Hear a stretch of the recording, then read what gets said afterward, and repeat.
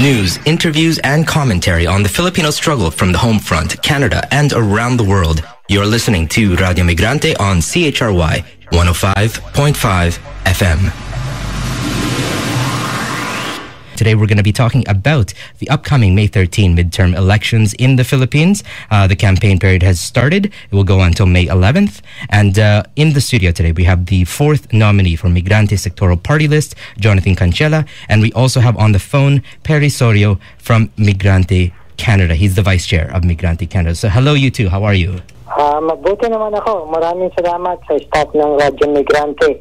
At muli ay binigyan kami ng pagkakataon para mapag-usapan ang mga issue na malapit sa ating mga kababayan dito sa Canada. Okay, ayan. Andito din si Jonathan Cancela. Kamusta na po? Magandang gabi, Alex. Good evening at good evening to the listeners of Radyo Migrante. Maraming salamat sa pag-imbita dito ngayon para, sabi nga ni Perry, para maipaliwanag namin yung mga issue at may paliwanag namin kung ano ang Migrante Party List at kung bakit kami tumatakbo sa halalan sa atin sa Pilipinas, no? Yung very basic question, ano ba yung Migrante Party List? Ano ba itong MSP? At yung konting history nitong MSP? Ang Migrante Party List ay ito ang political arm ng Migrante International na nakabase sa Pilipinas. Meron din tayong chapters sa iba't ibang panig ng mundo. Kagaya nga dito sa Canada, meron tayong Migrante Canada at meron din tayong Migrante Party List. Ang Migrante Party List ay kasama sa Koalisyon Makabayan.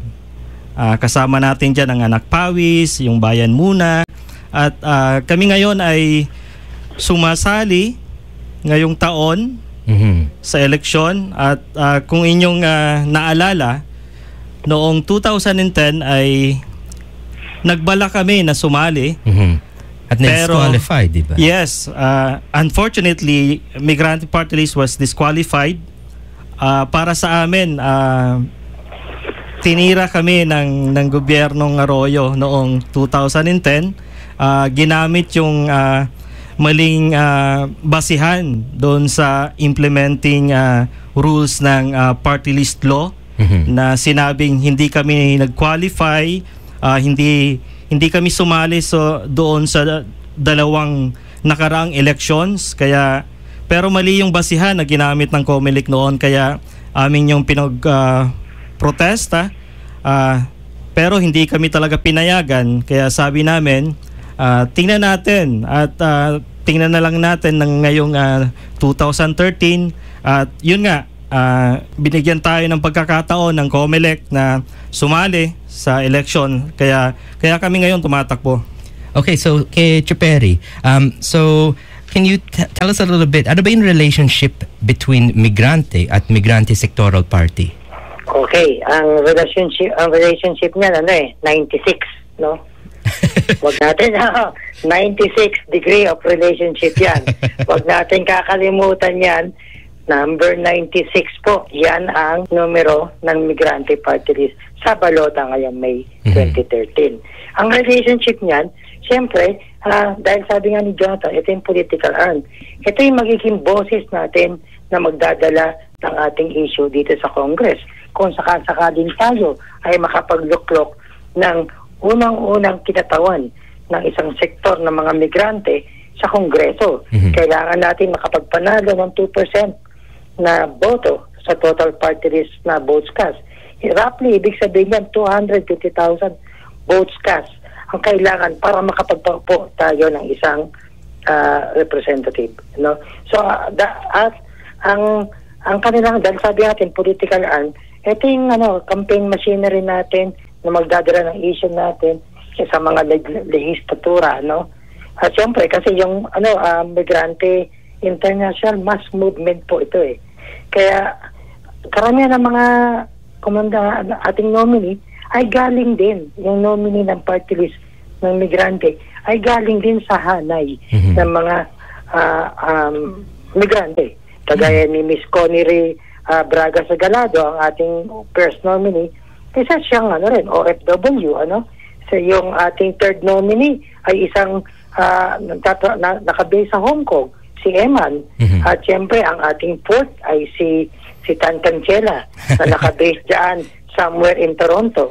Bakit pa importante itong participation dito sa upcoming elections para sa mga Pinoy dito sa Canada at sa mga ibang bansa?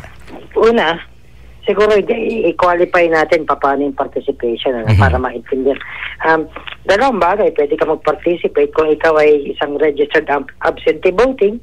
Dapat lang na i-cast mo yung votes mo dito sa darating na May 2013 election, at ang pwede mong iboto ay yung sectoral, yung party list, at saka sa Senado, si Mr. Teddy Casino. Ang kailangan nilang matandaan na ating kandidatong sinusuportahan sa Senate. Mahalaga, yun yung unang pwedeng gawin. Bumoto kung ikaw ay registered voter. Pangalawa, kung hindi ka naman registered voter, tayong mga nasa labas ng Pilipinas. Ano ba yung dahilan kung bakit tayo lumabas ng Pilipinas? Lumabas tayo ng Pilipinas dahil sa kawalan ng mga maayos na kabuhayan, trabaho, walang tunay na reforma sa lupa, walang pambansang industrialisasyon.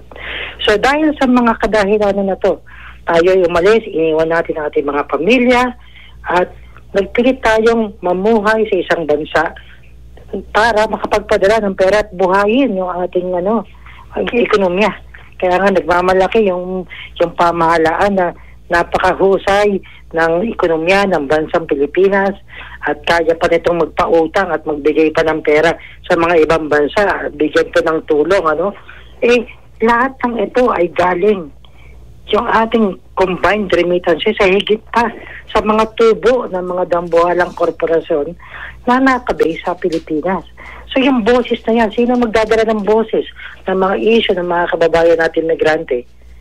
Kung hindi, siyempre yung ating party list ng migrante, at makakapagsalita yan para talagang mabigyan pansin yung mga kinakaharap na problema, mula sa panloloko ng mga recruiter, yung human trafficking, yung mga nakabilanggong mga OFWs natin, yung kakulangan ng consular services, mga maliit na budget na ibinibigay sa ating mga nasa labas ng bansa sa serbisyo.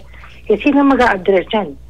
Kundi yung party list na nagdadala ng sentimiento at yung kagalingan ng ating migrante yun.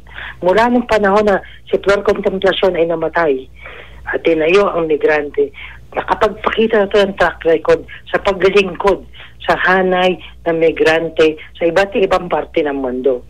Dito sa Canada, atin itong sinimulaan ng panahon ni Jocelyn Dunluan, patuloy ito kay Juana Tejada, at ngayon patuloy ito lalo na sa pagdami ng mga temporary foreign worker dito sa Canada.